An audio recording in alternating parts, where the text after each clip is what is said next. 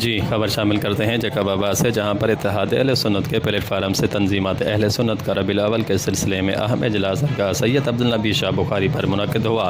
اجلاس میں اہل سنت جماعت کے سینکڑوں رہنماؤں نے شرکت کی۔ اس موقع پر چیئرمین اتحاد اہل سنت سید اعجاز علی شاہ بخاری نے پریس کانفرنس کرتے ہوئے کہا کہ ربیع الاول کے بابرکت ماہ میں روزانہ سینکڑوں میلاد کی محافل اور میلاد ریلیاں نکالی جائیں گی۔ ضلع بھر میں سیکیورٹی کے فول پروف انتظامات کیے جائیں تاکہ کوئی ناخوشگوار واقعہ پیش نہ آئے۔ 12 ربیع الاول کے دن شہر کو مکمل طور کھلا رکھا جائے تاکہ ہر عاشقان مصطفیٰ بآسانی ریلی میں شریک ہو سکے۔ راستوں پر خاردار تاریں نہیں لگائی جائیں۔ ضلع بھر میں موجود راستوں پر گندگی کو ہٹا کر مقرر کردہ جلوس کے راستوں پر صفائی ستھرائی کے بہترین انتظامات کیے جائیں۔